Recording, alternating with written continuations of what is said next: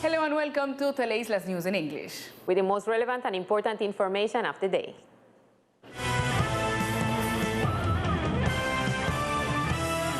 A new blockade was set up on the island by the lack of payment of salaries to which the employees of Howard y Compañía have been subjected for more than 3 years, according to what they said.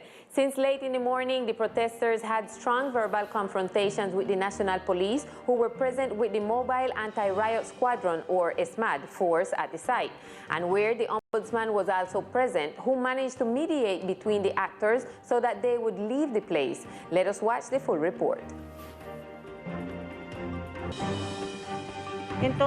Here the call to the people is that although it is true that they have the right to protest, taking into account all the situations that they manifest and that they affirm, what they cannot do is to obstruct a main road. Despite the fact that on several occasions an attempt to begin a dialogue was carried out with other officers, the department command was present and proceeded to use force to remove elements that were causing the obstruction of this stretch of road.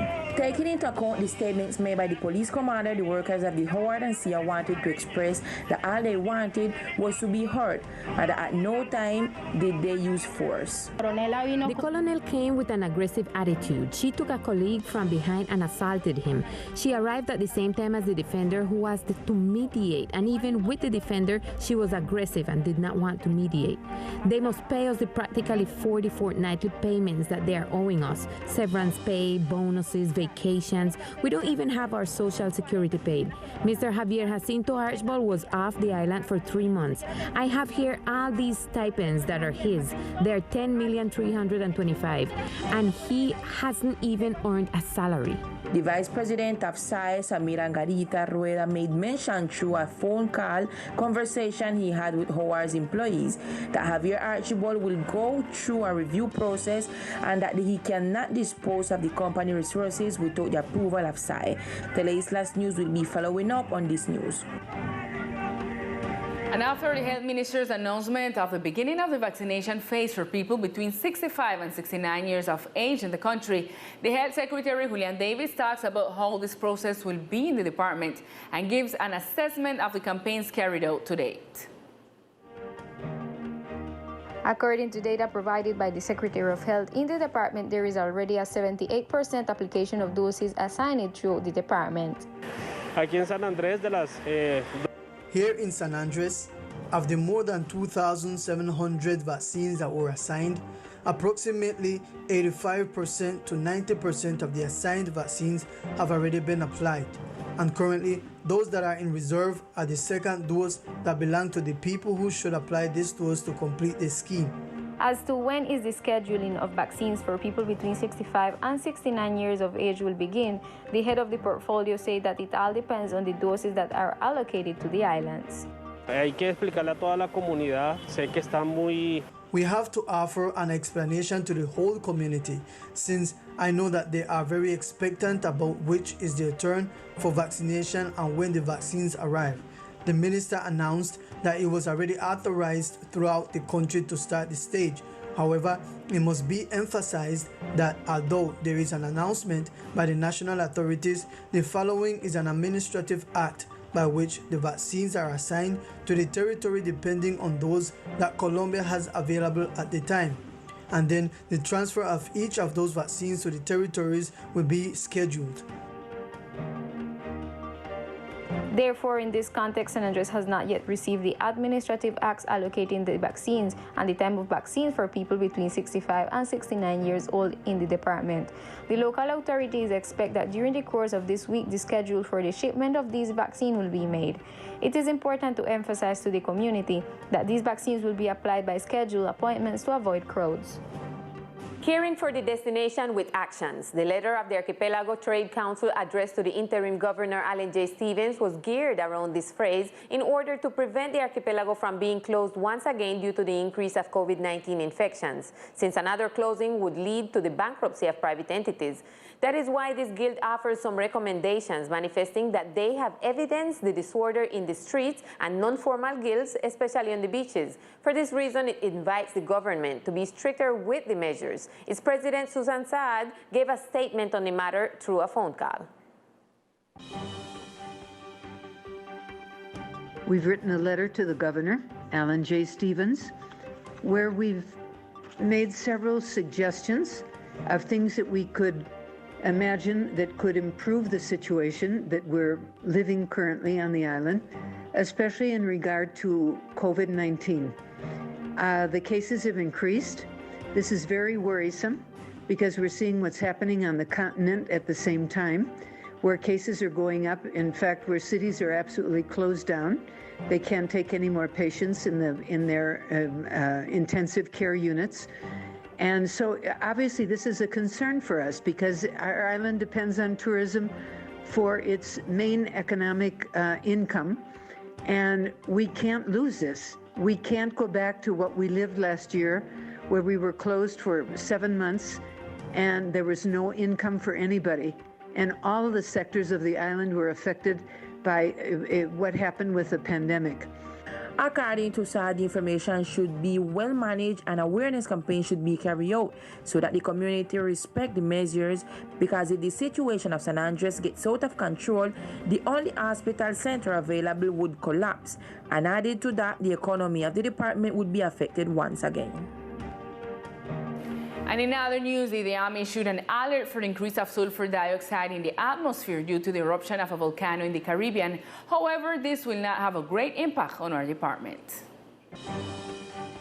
At the end of last week, the volcano located on the island of St. Vincent and the Grenadines erupted, emitting a large number of gases and particles. According to the Prime Minister of the island country, Ralph Everard, these emissions reached a height of approximately 10 kilometers above the surface of the island.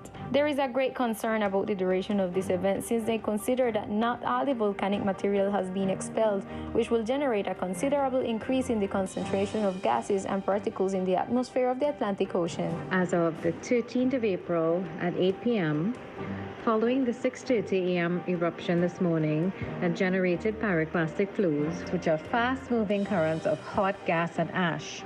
These currents were seen to reach the mouth of the Walibu River. Further observations made from the coastline this afternoon indicated that these flows were seen in every valley extending from the Laracay to Walibu.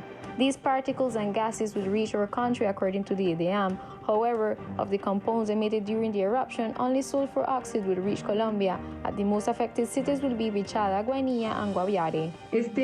This flow of sulfur dioxide is estimated for the high layers of the atmosphere between 5,800 and 9,800 meters. At low levels, the incidence is lower. We estimate that in the coming hours, the risk will continue to decrease with the entry of these layers. Very special recommendation for sectors of the Guajira, southeast of the country, where the system could enter at high levels. However, we are very attentive. It is expected that by Sunday, April 18th, concentration will drop to normal levels, that the effects associated with the pollution will be minimal. Our department will not be affected by the meteorological conditions left by the eruption of this volcano on the islands of St. Vincent and the Grenadines.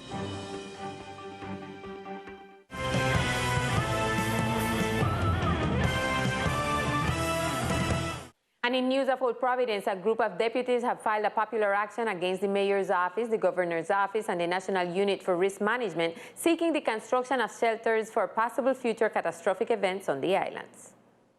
Based on the destruction left by the passage of Hurricane Iota on the islands of Providence and Santa Catalina, making evident the lack of shelters for people affected by this hurricane and future hurricanes, 5 deputies presented a popular action against the mayor's office, the governor's office, and the National Unit for Risk and Disaster Management in search of the construction of suitable places for sheltering islanders.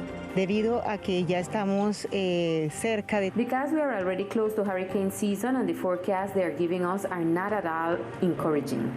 We know of the devastation that still exists in Old Providence, and we do not have adequate sites for people to save their lives. The actions seek for these buildings to be fully equipped, including medical attention for the victims if necessary.